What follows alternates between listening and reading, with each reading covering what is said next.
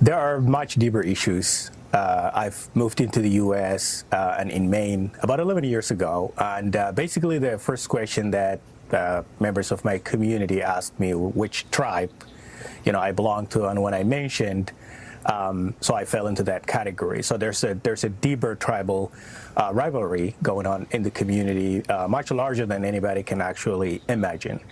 And then interestingly enough, even though I spoke very good English, one of the things that I was told to do is go find a discounted housing Section 8, which I didn't know what actually it was, and sign up for all the other community benefits within the government or the state. And my response was, I'm actually here to work and build, basic and become part of the American fabric, which is pretty much what I've been working on for a while. I'm incredibly fascinated by what you're having to say, so much so that I'm sorry to interrupt, but I just want to clarify. So when you felt that pressure and you were told to go join, public welfare programs once you moved here, where was that pressure coming from? Are you saying who told you? Like neighborhood, like neighbors telling you this is what you should do? How were you pushed in that direction? Well, it was coming from the community that actually thought that was just a way of life, right? I instead of being asked about what kind of school I want to go to, what subjects I would love to study, and those interesting conversations weren't there at all. And my response was, can we do better things? Can we as a community actually integrate? And let's listen to that word, interestingly, because that had got me a huge backlash. This is many, many years ago that many people thought, no, let's not talk about integration. And I wasn't ready for that. I wasn't ready for a pushback against this idea of sort of melting into America, becoming part of America. Tell them as they come over here, give them a whole long list. All right, this is what you got to do to get on social services. This is what you got to do. This is where you go to get housing. This is the school. Probably on that list, contact ILHAN OMAR, the Darth Sith of Somali. Okay, she'll get you where you need to go. Here's where you go to con the America on a business. These are all the places you go to use up the red, white, and blue. Nicole, what are your thoughts? This whole thing makes me sick. Mm-hmm. It makes me sick. I don't want him here. I don't want him here. I don't want his cousin, his mama, his daddy. I don't know what kind of chain migration brought him here. I don't want any of them here. I don't. No one likes a traitor. No one likes people who play both sides of the fence. So hear me out on this. This mysterious they told him how to milk the system. Mm-hmm. As he says, many, many years ago. So he's been here for many, many years. I'd like to know how much of the system he milked before this newfound, let me tell you how it's really done, has descended upon him. Nobody likes a traitor. I don't want him here. I don't want him here when he first came here. I don't want him here now. I don't want any of his tribe here. I don't want the warring tribe here. I don't want them here. Their refusal to assimilate being the least of my concerns, but his loyalty to his tribe instead of to our nation is the reason why that war-fighting age man should not be in our nation. We have got to do better. We have got to do better. We are breeding our own demise. We have got to stop this foolishness. Breaks your heart. Shelly, what are your thoughts on it? You heard what he said? Yeah, like Nicole, I was fuming, okay? And let me tell you why, Nicole, to answer your question, at least in part, about how much he and his tribe have defrauded Americans, particularly in Minnesota. So again, these are from different sources, sort of a compilation from the USDA.gov, SNAP.gov, SSA.gov. I'm wondering how come illegals got anything to do with SSA? They don't have a social security number, but guess what? They can qualify for SSI. You know why? Because according to these stats, about 73% of the Somali households. 73, 3/4 of the Somali household has at least one member that is receiving Medicaid. Okay, SNAP, about 54%, more than half of them get food stamps. And then just welfare in general, your other types of welfare, 81%. That's 4 out of 5, 4 out of 5, 80% of them in Minnesota only. This is only the Somali community in Minnesota. They receive means tested, meaning income tested government assistance. And you know why? Because they have a high fertility and birth rate, which also adds to the fact that puts them in a lower poverty.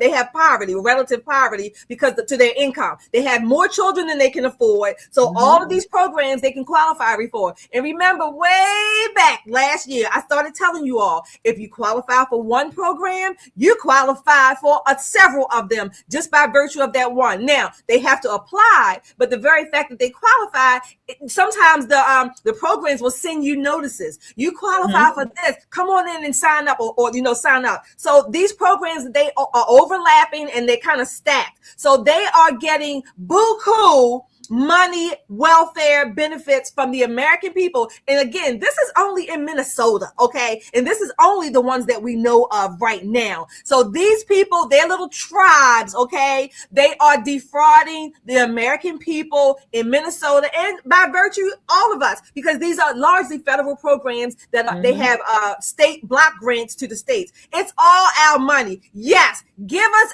our money back. Give us our money back and then ship your butt home. You're going to get $2,600 anyway to go home, okay? But you're getting all this fraud benefit that you're getting while you're here. You should not be here if you cannot work, not come here, not legally anyway. You cannot come here illegally. Then you don't have a job. You don't have a place to stay. You can't take care of yourself. And then you popping out babies that we still have to support. No, enough is enough.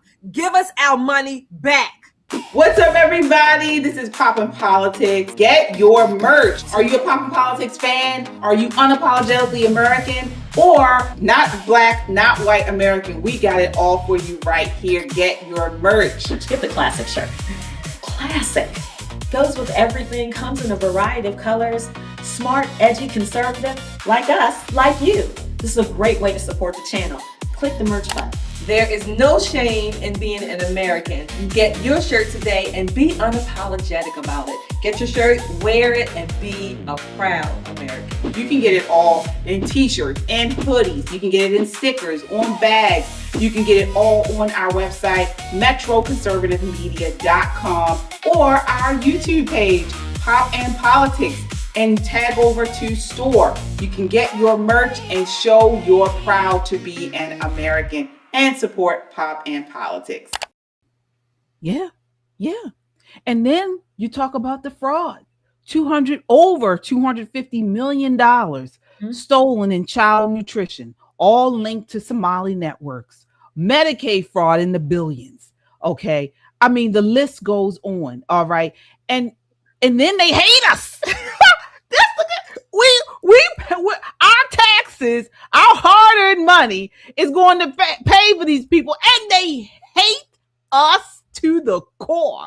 You have ILHAN OMAR mouthing off in Congress over and over again how awful America is, as she eats and drinks and drives and does everything she can right here in this country, and the whole Somali community is defrauding us, and they hate us.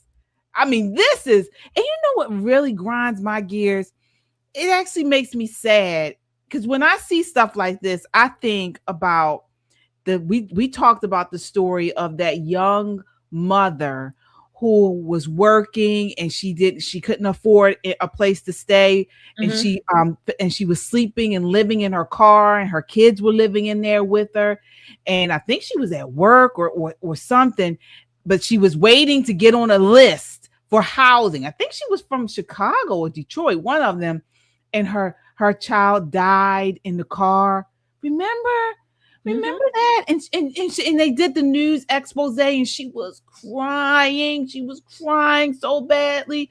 You know, I think about her. I think about the elderly man that we did the story on, who was doing the Uber. Or it was DoorDash. Yeah, something like that. He could barely walk, but he was doing it because he needed the money. You know, Yep. Social Security wasn't enough, and he's doing the Ubering. And Yep. so when the doorbell video caught him, and they raised money to hopefully stop doing the DoorDash. Yeah, But the man could barely walk up two stairs because he was in so much pain, but he was working hard, trying to just put food on the table and keep the lights on. Yeah. KJ, Nicole knows this for sure. KJ, there are families in America. I'm talking about American families, American born and bred, right? Who have medical bills. They have legitimate medical needs, I mean, some really, tough diseases and disorders, right? They might be a little, let's just say, I don't know, $100 over the limit. They can't qualify for Medicare. So they have to literally go into debt. They have to spend down everything they own that ain't nailed down, okay, just to get some assistance from the government, where that's the place where it should be, right, for Americans. But just because they might be a little bit over the budget, but their medical expenses are putting them in bankruptcy to the point where, what do? So these are the people that, again, quote unquote, welfare was supposed to help step in our tax dollars. No, but we have to, our congressmen, our elected officials at every level, at any chance they get, they will cater to the illegals, the undocumented, the people that literally hate us just because they come from XYZ country or whatever. No, enough is enough. If we're going to have welfare, and again, I'm largely against it, except for in very limited circumstances for a limited time, then it only should go to Americans. Agreed. Listen, I can tell you that people come into my office all the time asking me for samples of drugs, my patients. Now, they have very expensive insurance from the Maryland Exchange. If you can afford $981 a month, you can get a nice silver plan. You still got a $20,000 deductible that needs to be met before it kicks in to pay anything. So you're paying almost $1,000 a month for health insurance. Almost $1,000 a month in health insurance. So if, God forbid, you're an adult with asthma and your doctor prescribes you a really good inhaler, Air Supra, it's the best on the market. I'm telling you, the best thing. Now, this thing's going to cost you $500-$600 without insurance. With your insurance, it's still going to cost you $250, maybe $300. They can't afford it. So they use their 8-year-old's inhaler that they get, for $40. It doesn't work the same. It's not the same. It's just not the same. So they come in and they ask, do you have a sample of this? Do you have a sample of that? And we do our best to help them with the samples, a copay card, try to figure out what their insurance will cover. I spent all day Friday arguing with insurance companies, trying to cajole them to do the right thing. It is almost impossible to get an insurance company to see it from the patient's point of view. They're giving you $1,000 a month, and they can't even get the drug they need at a price they can afford. They just cannot. And that is disgusting here in the United States of America, when we have illegals walking around with Medicaid cards in their pockets, and they're using it like it's a damn Black American Express, throwing it down on tables and having all kind of surgeries, and the one trans surgeries, right, pays for. I was about to say that, quote unquote, gender affirming care, while Americans are suffering. Every time someone turns their back on illegal aliens gaming our system, they erode our birthright. So being an American comes with a bunch of responsibilities, but it should come with every single privilege born of those responsibilities. What we have here are people who skipped all of the responsibilities but want all the privileges. We can't continue to allow that. I will say this: America needs a class action lawsuit. Yeah, we ought to sue the hell out of this Congress. We ought to. And people say, oh, you can't sue them. I think we could. I think we could, put our heads together and at least raise enough hell that they understand where we're coming from. Because every dollar they snatch out of the coffers is a dollar that's not going to an American who needs it. And that is how they erode our birthright. And it is disgusting. Absolutely.